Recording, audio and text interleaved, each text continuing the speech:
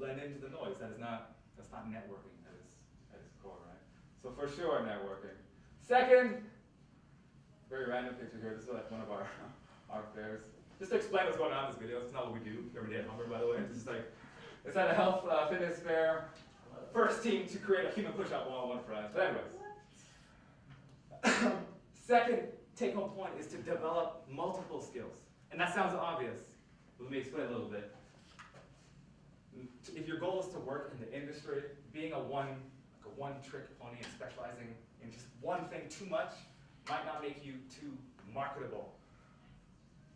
The way you should kind of think about this is developing multiple skills multiplies your value as a professional.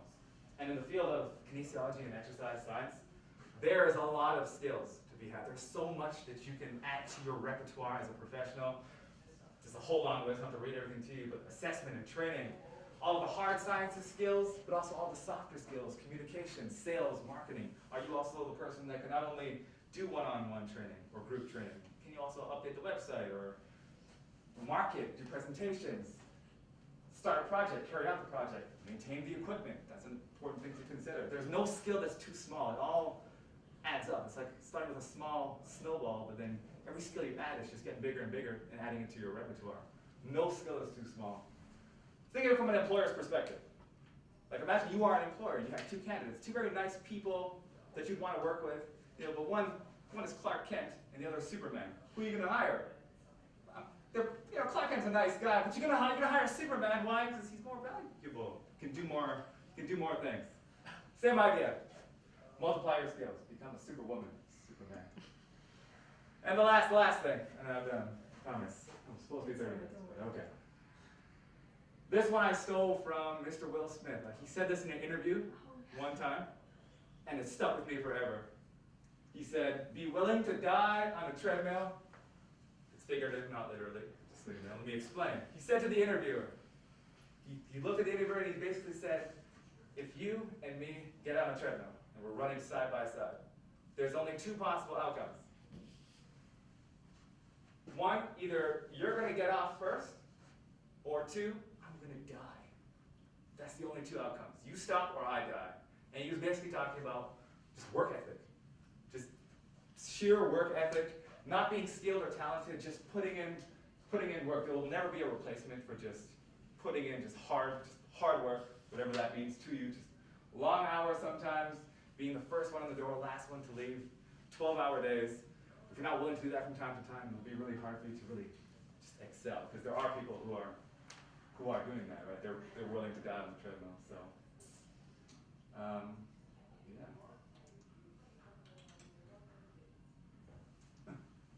That's all I got for you guys. I'm sorry for going over time, but stay in touch for sure. Jot down my email. I can write it down. If you ever want a tour of Guelph Humber, our labs, for sure.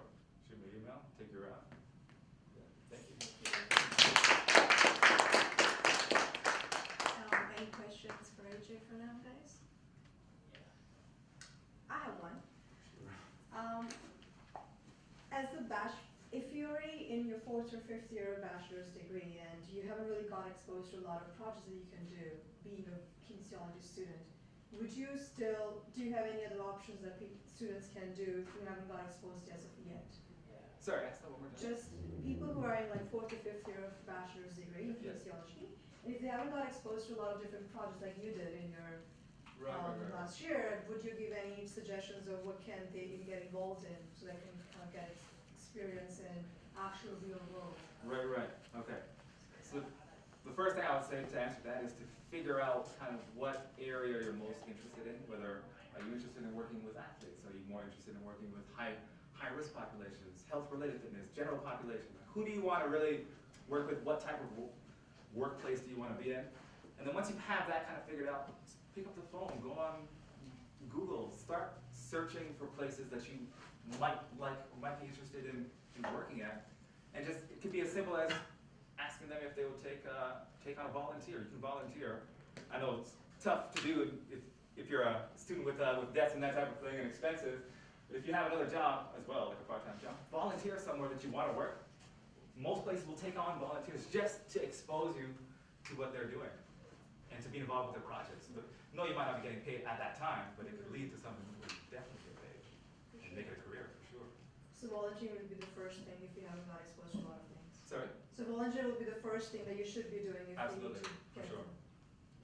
For sure. For sure, you would look for maybe paid positions first, but I mean, Right, if what's being offered at that time is not really up your alley, then volunteer for something specifically where you would want to be. Yeah. I have a question. Sure. Is it easy to, well, I wouldn't say easy, but is it really difficult to get a teaching position out of college with just your master's? I know it worked for you with all your experience, but for everybody else applying, do you see like a lot of PhD students trying to apply as well? That's a tough question. No words. I've never applied. I know Dan was teaching for years, but Dan's awesome, and you're obviously awesome. So, It's tough regardless if you have a PhD or a master's. Okay. Securing a full-time teaching, Yeah. I still don't even know how I did it. I swear to you, I don't even know how I did it half the time. But so to teach at the college, you need at least a master's. They do on most job postings. They say preferred PhD, and there's a mixture of us on the full-time team. Okay. Some of us have PhDs, some of us have masters. But I think there needs to be a certain amount of PhDs there to Okay. teach the higher level classes, Yeah. because they're more, adept at what's going on in the research world of that for that topic. But to have a master's, to secure a teaching position, yeah, you need to have a lot of field work experience to supplement that, because a lot of the college classes are very applied and just in nature. There's a lot of lab classes, and it's all about workplace preparation. So if you've been in the workplace and you've done a bunch of different things, then for sure they would consider that and weigh that pretty heavily, as they did for me. Okay, so they don't just give an automatic preference to PhD. No, there's no automatic preference. Definitely no automatic preference. It's all in how you sell yourself, going back to selling. Right? Yeah. Just one more question on top of what Ekra asked. Sure. If you are a master's student and you're TA specific courses, does that count if you are applying as a college professor? So if you have some experience in, for example, teaching in physiology or versus anatomy, would that, if there's hiring for anatomy, would that TA should still count? Well, of course, they're going to look at all of your teaching experience, whether you were, you did it as a student or you did it after you graduated. You're going to consider all of your teaching experience. And then I guess going back to answer both questions, very seldom will a person be hired as a full-time faculty member without being part-time first. So very rarely does that ever happen where somebody from external is just hired into the system full-time teaching. They usually might give you a course here, and then you're still doing other things out in the field. So you're doing kind of part-time teaching, full-time industry work, just to sample you as a teacher. So that happens for a while. So they might do that for somebody like me. I just had TA experience, Right. but then they gave me one section of physiology to see how I would do with that.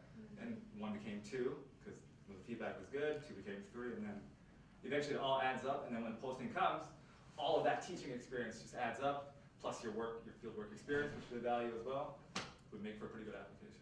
Yeah. But they do definitely consider TA shows, for sure. Sorry, one more question. Sure. Because this is exactly what I want to do. So I did my undergrad in psych and neuroscience, but now I'm doing my master's in kin. So if I were to apply for a job, would I have to just teach kin, or could I teach psych and neuro? Because I did my undergrad in that. Oh yeah, it doesn't. It's not I don't wanna based say on what you doesn't did your matter, master's but on? regardless of what Yeah. your formal background is, you could teach several different courses across the Okay. different programs, for sure.